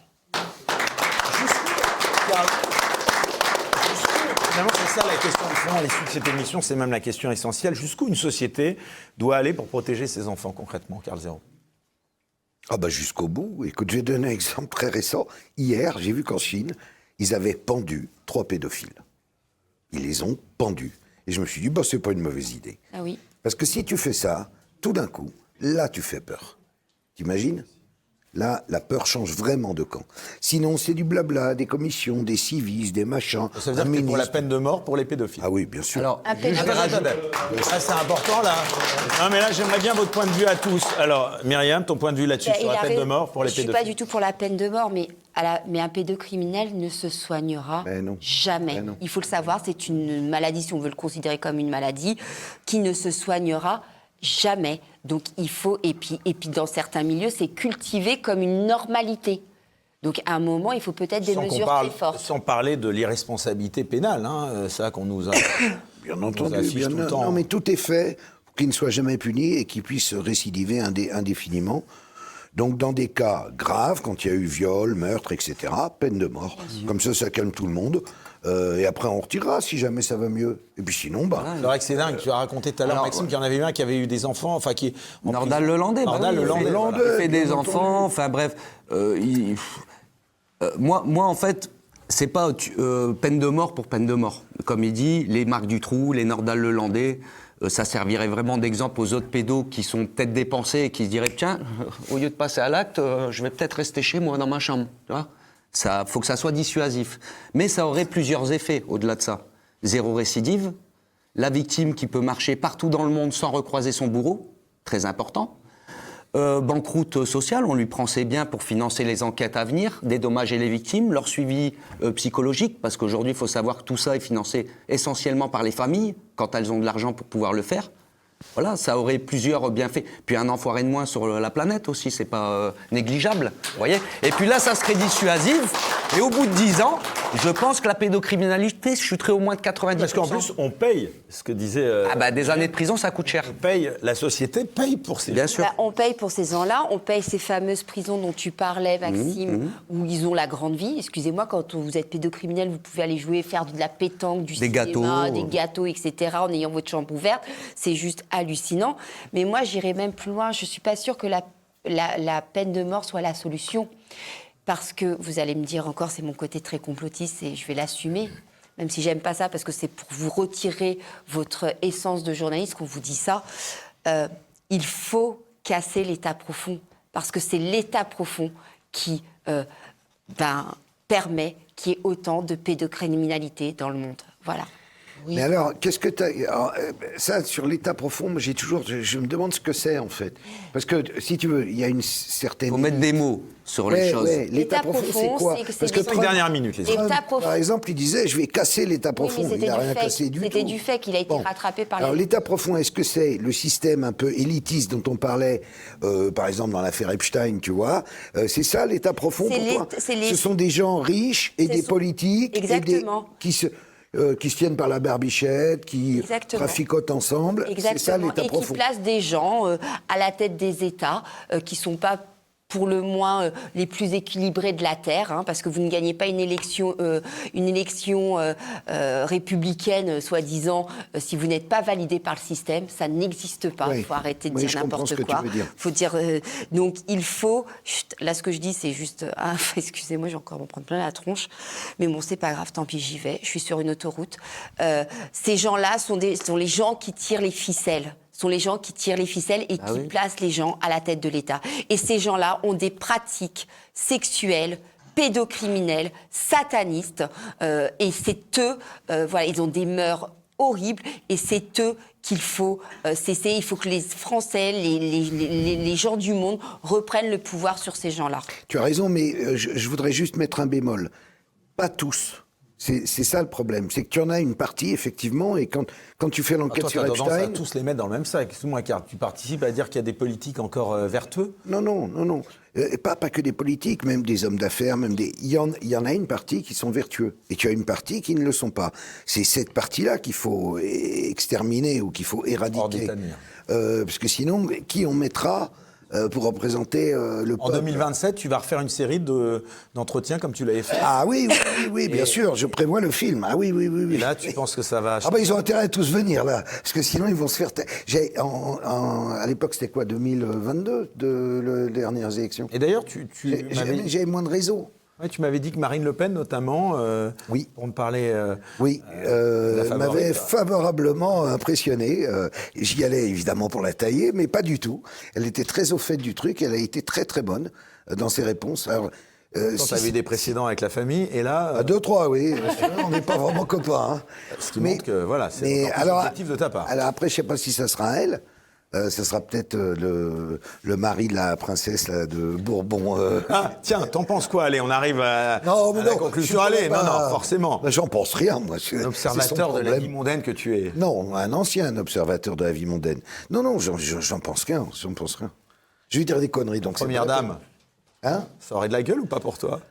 Écoute, déjà, lui, en premier homme, je suis pas sûr que ça aurait de la gueule. Donc, elle, en première dame, il me paraît un peu jeune, ce garçon. Tu vois? Je suis pas très sûr qu'il ait les Pour épaules. le coup, non, je dis rien. Bref.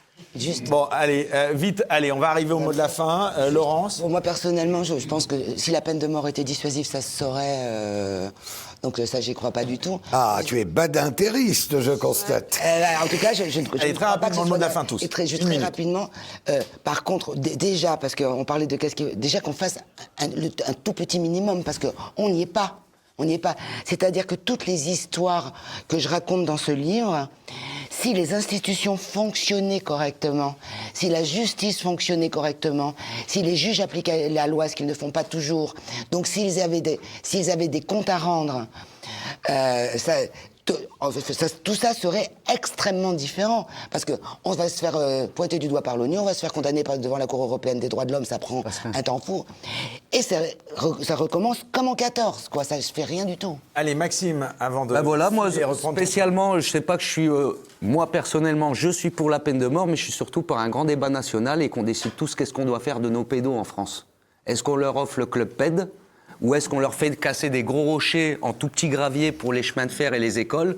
Ou est-ce qu'on fait autre chose? Mais il faut trouver une solution parce qu'en tout cas, aujourd'hui, ils vivent la grande vie. C'est l'Eldorado, quoi. Voilà, ils se baladent tranquillement. Pierre Barnérias, donc il y a cette série de 6 fois... C'est 6, hein? Non, 12. 12 fois 52. 12 fois 52 minutes. Moi, je suis pas du tout pour la peine de mort, loin de là. Parce que dans cette série, je veux juste dénoncer un système. Et que jamais je serai juge. D'ailleurs, c'est pour ça qu'il n'y a pas de commentaires. Ça ne m'appartient pas. Et que ces crimes sont tellement horribles, on a parlé de satanisme tout à l'heure, c'est qu'ils nous dépassent. C'est-à-dire qu'ils sont incompréhensibles. Et donc, je pense que vraiment, ces crimes, ça nous dépasse. On est vraiment dans un pur combat, pour moi, spirituel. Et que moi, je plains je plains vraiment ces gens qui commettent de tels actes. Parce que on est tous conscients qu'on va tous mourir ici. Hein. Un jour ou l'autre, on ne sait pas quand, mais on va tous mourir. On est tous mortels. Et moi, j'ai la chance de croire en l'éternité. Et que ces pédocriminels, j'ai mal pour eux. J'ai mal pour eux parce que franchement, ça va mal se passer quand ils partiront. Et voilà, donc ça, c'est ma foi qui me fait parler de ça. Mais au-delà de ça, non, moi, je serais... Justement, souvent, les journalistes se comportent comme des juges, et ça, je peux pas.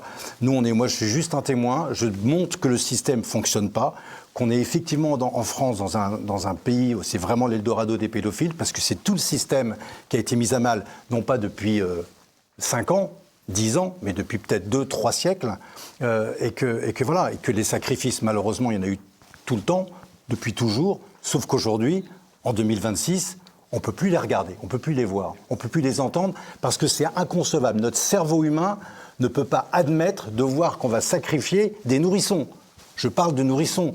Dans la série C'est notre petit secret, j'ai un cas où une jeune femme a porté plainte contre son papa violeur d'un nourrisson de 6 mois, et elle avait installé des caméras de surveillance, des caméras. Donc, même avec les caméras, elle a mis 3 ans avant qu'un juge d'instruction soit nommé, quoi. C'est juste pas possible. Donc ça montre qu'il y a des verrous. Et ces verrous, ils sont inexplicables. C'est pour ça que je dis qu'on aura beau creuser, le débat, il restera toujours là. Et que moi, je suis content de terminer. Et là, je vais terminer avec un épisode qui sera diffusé jeudi.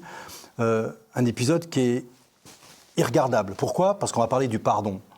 Une personne qui a été violée de l'âge de 8 ans à 11 ans par un capucin. Il a écrit un livre qui s'appelle « Mon père, je vous pardonne ». Et comme j'ai toujours fait tous mes magazines depuis 30 ans, j'essaye toujours de garder un regard positif sur l'homme, parce qu'on est juste fabuleux. Enfin, moi, je reste quand même profondément ébloui, émerveillé par la nature humaine, au-delà de toutes ces monstruosités. Et donc, je termine par cet épisode avec cet homme qui aujourd'hui parcourt le monde pour éveiller tout le monde, pour bien sûr alerter tous ces jeunes et ces moins jeunes qui sont victimes, pour leur dire non, dites non. Il a monté une association qui s'appelle Non Nai No. Et il est parti notamment en Ukraine pour montrer tous ces réseaux qui existent, de réseaux de captation d'enfants, de viols. Enfin, il mouille la chemise, quoi. Et aujourd'hui, il passe son temps à donner du sens à le fait d'avoir réussi à faire ce pardon-là à l'âge de 11 ans, ce qui est incompréhensible. C'est pour ça que c'est délicat de comprendre. Mais en même temps, moi, je ne crois pas trop. Enfin, voilà, ces crimes-là, ils sont tellement inimaginable, inconcevable, la peine de mort. Mais non, moi je pense qu'il faut au contraire, je ne sais pas, en tout cas il faut dénoncer ces systèmes. Allez, pardon, j'ai été un petit peu long. Pendus, imagine. Non, mais j'étais un petit peu long, mais je pense que ce qui est quand même incroyable... Non, mais c'est pas une question de croyance là. C'est moi ce qui me choque profondément, c'est que des journalistes, dont la vocation c'est d'informer, il n'y en a pas, on est 3, 4, 5, mais c'est... Et encore, Maxime, voilà... Il vient de partir parce qu'il avait son train. Non, mais Maxime, il est parti, il avait son train. Il connaît mieux le dossier que moi. Mais c'est pas normal, quoi. Eh, les gars, vous qui êtes censés informer le monde, vous faites quoi ? Et là, tout d'un coup, il y a Libération qui... Voilà, ils sortent le réseau... La rue du Bac. Le réseau de la... Mais vous étiez où, là ? Enfin, ça fait 30 ans, ça fait 40 ans, ça fait... Depuis 2000... Pire, il faisait une pétition il y a 30 ans. Oui, pour la pédo. Ouais. Mais donc il se passe quelque chose. Donc j'ose croire que peut-être il va y avoir cette vocation qui va ressurgir et qui va faire que les choses vont un peu bouger. Maintenant, voilà, moi j'ai fait ma part. Je suis content de changer de vie dans 2 jours. Allez, le mot de la fin, il revient à Myriam. Peut-être tu voulais rajouter quelque chose ? Non, moi je vais juste être très rapide parce que Pierre s'est réveillé à la fin. Non, je t'en prie, avec plaisir. Au contraire, c'est très intense ce que tu as dit et très très juste. Moi, juste Français, réveillez-vous parce que quand vous élisez un maire qui a été condamné pour viol, c'est juste pas possible. Voilà. Tu penses à qui ? Il y a eu des maires qui ont été réélus cette année, là, au municipal, alors qu'ils étaient accusés pour viol et ou agression sexuelle. Accusés ou condamnés ? Condamnés. Il y en a un qui a une mesure d'éloignement. Il n'a pas le droit de rentrer dans la ville. Il ne peut pas aller à la mairie. Allez, Karl, le mot de la fin, il te revient. Donc, d'abord, c'est quoi la conclusion de l'écriture de ce livre, qui est dans toutes les bonnes librairies, à commencer par celle de TVL ? C'est vrai que c'est passionnant, en plus, écrit de manière comme un roman. Enfin, ça s'était jamais fait, quoi, ou presque pas. Ouais. C'est l'aboutissement, en fait, d'une vie où, au départ, j'étais très naïf. Je croyais pas que ces trucs-là existaient. Puis, ça m'est tombé dessus presque par hasard, avec donc l'affaire Allègre, là, en 2003. Ça m'a valu ma place. Et puis, depuis... Je tombe de Caraïbes en Scylla et je me rends compte que c'est partout, tout le temps, et que quand je le disais au début, on me disait « Ah, c'est un pauvre fou, évidemment, il est complotiste et tout », mais que maintenant, la plupart des gens, alors pas les gens dans les médias et tout, d'ailleurs je les vois jamais, mais les gens dans la rue, les gens partout, ils sont d'accord. Là, t'es invité sur les plateaux, là, pour ce bouquin ? Ah non, absolument aucun, je ne coche aucune case. Aucune chaîne info ? Rien. Incroyable, ça. Rien, mais même pas un entrefilet dans le pays d'Auge. Même pas peut-être un 18h moins 5 sur Radio Nostalgie, tu vois. Et avec nous, 15-0, hop, c'est fini. Rien. Mais tant mieux, j'adore. Ça, en même temps, il participe à la légende du mec qui sera battu et qui n'est plus jamais invité quand même. T'imagines le mec, avant on pouvait pas ne pas le voir, maintenant on ne le voit plus jamais. C'est quand même incroyable cette histoire. Bon, en tout cas, on t'applaudit bien fort. Alors, en tout cas, voilà le cadeau, puisque... Alors, voilà la version, c'est Ignace, donc on peut se procurer tous les dessins d'Ignace sur ma Attends, ça c'est pour ma campagne de 2027. Et ça, c'est la version caricature, regarde. Et la version caricature qui envoie les boules. Jeu de boules. Jeu de boules, pédocrime. Merci à Ignace. Voilà, on applaudit bien fort Ignace. Donc on rappelle les différents livres, on va tous les remettre en illustration. Donc évidemment, le dernier livre de Karl Zéro, donc Dans la peau d'Epstein, aux éditions Télémac. Le dernier livre de Laurence Béneux, Pédocriminalité, l'hypocrisie française, c'est au Cherche Midi. Et enfin, Pédocriminalité, la guerre contre nos enfants, donc de Maxime qui est parti. Merci à vous tous de nous avoir suivis. Je vais remercier, et je vous demande de les applaudir très fort, toute l'équipe de Bistro Liberté, à commencer par le réalisateur Raphaël, qu'on applaudit bien fort. Ce soir, il y avait derrière les caméras, je les vois, Maxime, un tonnerre d'applaudissements pour Maxime, pour Charles, ainsi que pour Riwal, qui est à gauche. Au son, ils étaient deux, il fallait bien ça avec Karl Zéro, Pierre, ainsi qu'Edouard. Et enfin, évidemment, dans l'équipe, Arnaud, ainsi que Élise, sans oublier Marine à la post-prod. On se retrouve dans 15 jours, et merci au public d'être là et toujours aussi fidèle. Bye bye.